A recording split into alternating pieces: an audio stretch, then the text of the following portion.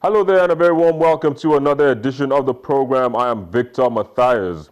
Now, the communities in the southern part of Kaduna in north central Nigeria have been making the headlines over reports of clashes and attacks on local farmers and pastoralists, leading to the loss of lives, property, and displacement of thousands within the community. This issue will be our focus on the program today. But before we begin, let's take a look at the social media trends in the past week. There was a global campaign to mark the 1,000th day since over 200 girls were abducted in a secondary school in Chibok, Borno State. Calls were made during the event by the federal government to put in more efforts and rescue the rest of the girls still in captivity.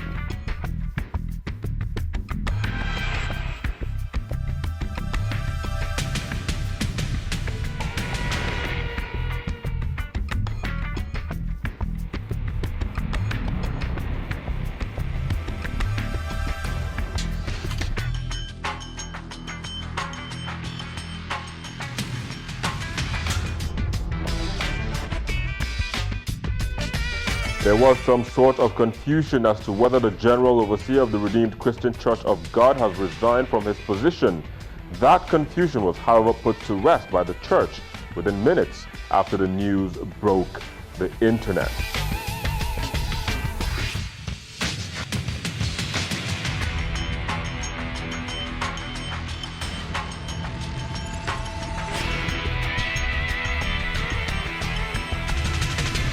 Well, those were the trends, but joining us now for the discussion is an indigene of southern Kaduna, Indi Kato, an Africa and Middle East public policy and security expert, Mukhtar Ian, and the CEO of CMAPIT, a geospatial startup company, Ni Abiri. Well, Indi, as the indigene, give us a sense of what is going on in your region. As of yesterday, at 9 a.m., we had issues with a place called Sonjay, which is in Kaguru, under Kaura local government. It was attacked by 9 a.m. and the attack carried on for as long as, I think, went way into the evening till the local boys were able to chase them into the bushes as far as they could go and then turn back. So we're having cases where these attacks just happen here and there despite the curfew, because in Kafanchan, for example, the attack that happened close to Kafanchan, that was in Goska, it happened under 24 hours curfew. Curfew has been lifted partially in Jamal local government, but Kora is not still under 24 hours curfew. And then we're having these places that are being attacked despite the curfew and despite the presence of the police and the army there. So yes, that's what's happening in Southern Kaduna right now. But there has been an order by the president for troops to be deployed to the area. How effective have they been so far? Well, if there are still attacks despite all this, then we can't say that they're having much effect, are they? Because yesterday, in Sonjay, for example, the police did tell the people that they have not gotten any orders to pursue the attackers into the bush. So it was local boys that had to do that pursuing. Also telling our people that they have not gotten any orders from above to pursue. They're doing there. The people did say they saw helicopters, a helicopter, and they keep saying they see those just before attacks. They saw a helicopter, and then the next day this attack, and nothing. If but pictures we're seeing, for example, of the police and the army supposedly on ground and with all the formations that are supposed to be happening there, we shouldn't even have anybody still in our valleys or in our hills ready to attack. But we still have those, and we still have them bold enough to come in. Yesterday, we heard that even the police that were on ground were, would I say, out-weaponed, because they said the attackers had more sophisticated weapons, and there were many. So if we're having these groups on ground, and we're having the army and all that on ground, and this can still happen, I can't say they're having that much of an effect. So my own concern is, let's get our intellectuals together, let's get our academics together, let's get our researchers together. Let's understand what the agitation is for, and the grazing route the axemen are agitating for. I made this conclusion over a year ago, and interestingly, the head of the Fulani called his name, actually reaffirmed this, that Even part of the southern Kaduna is their own ancestral route, which they are fighting for. So which confirms what that has actually indicated. You get, so my own take now is to even understand and project around the violence, let us understand, which is what we're working on at CMAPIT anyway presently, let us understand these existing or these ancestral grazing routes that these guys are fighting for. Let us understand the cultural implication, their cultural motive, and in the process, scientifically, we're able to understand the communities that are vulnerable. So even if you have to sort of migrate the communities, let's do that. If we have to negotiate with the Fulani sect, let's do that. If we have to provide more security for them, let's do that. Because I sincerely don't see these attacks reducing over the next 6 years. I don't see it. I see a spike in it.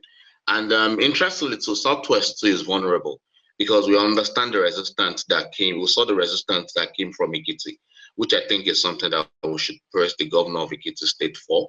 You understand? So that's my own take on it. There are scientific angles to this, so we need to exploit that more, and we're doing that as much as possible as the market. All right, Mukhtar, what is your analysis of what is going on in that region? I think it's shameful. I think the federal government has abdicated its responsibility to protect the lives and properties of Nigerian citizens. I think the proverbial handwriting has been on the wall that there is tension there.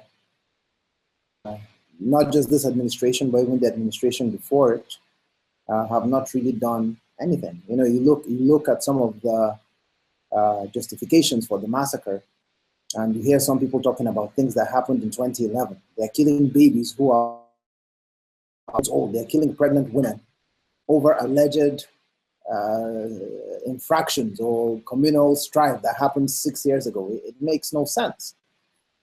But again, one of the roles of the government, both the state and the federal government, is to ensure that citizens are able to go about their lives in peace. And it seems both the state and the federal government, especially the federal government, since it controls all the security apparatus in the nation, have abdicated. And like Indy just said, the people there have literally had to resort to self-help.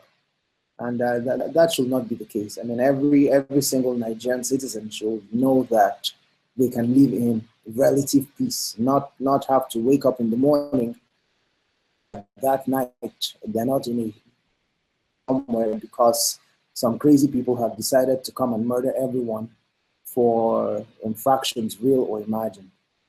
Okay, the identity of those behind the attacks has been a subject of debate. What can you tell us about the identity of the perpetrators of these attacks? Reading about the Southern Kaduna massacre, it seems it's literally a communal situation between people who've lived in those communities for at least generations, and it seems to be versus the pastoral herdsmen, although these herdsmen are based in that area. So it seems to be a local situation.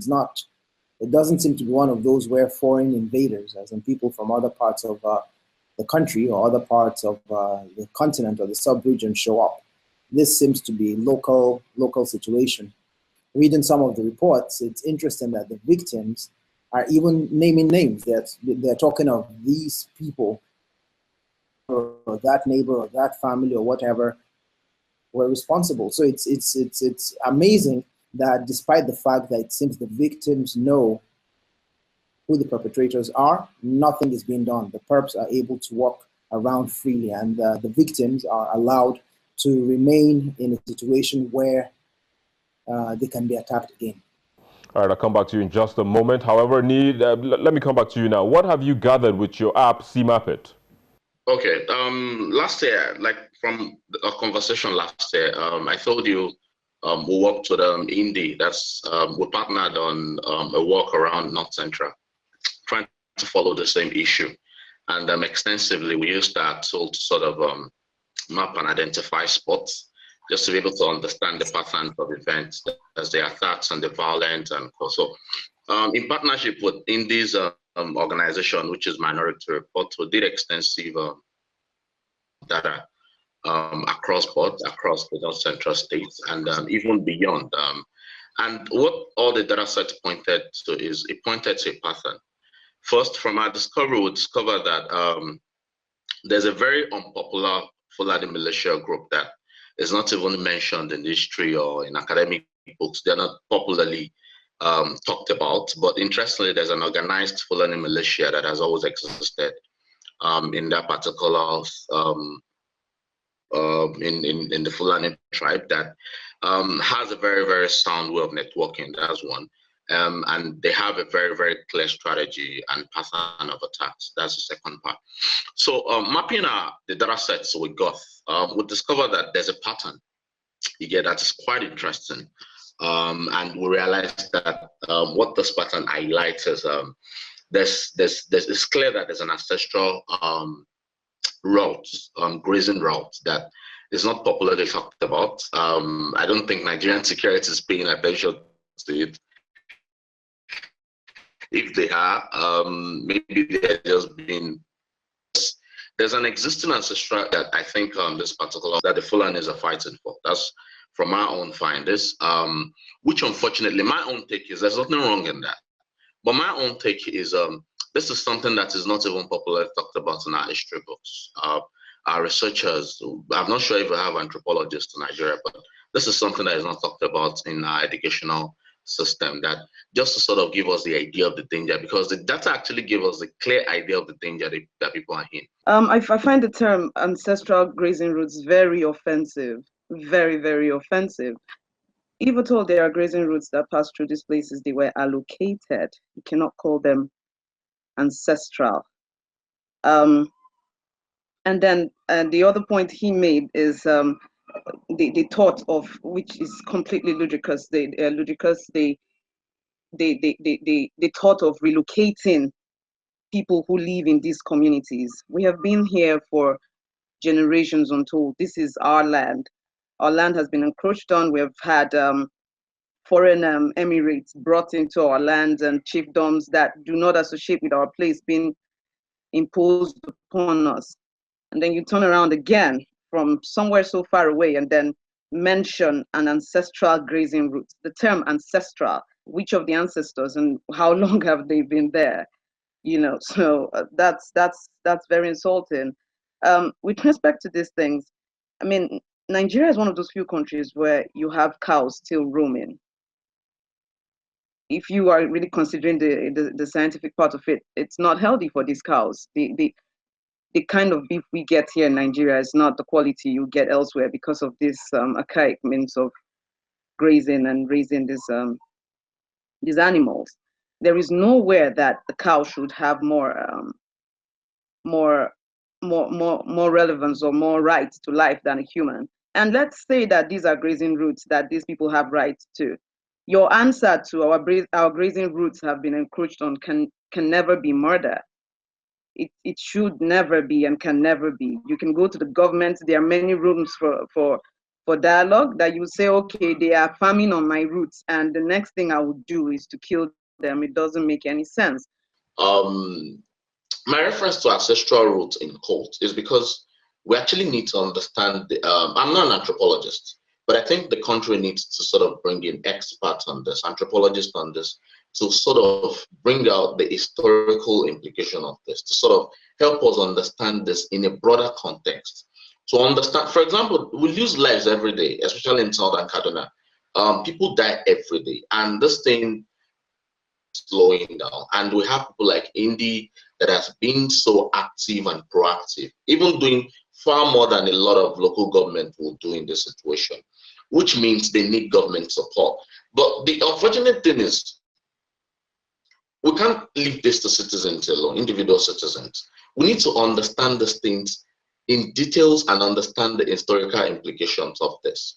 And the advantage of that is it will help us know or project the societies or the villages or the rural areas that are vulnerable to future attacks. That is just one case. And that is just my own advocacy in the aspect of trying to get the situation more like in the broader context of what is actually at stake. Well, guys, just hold your thoughts for a second. We'll take a quick break and we will be back shortly. Join us again.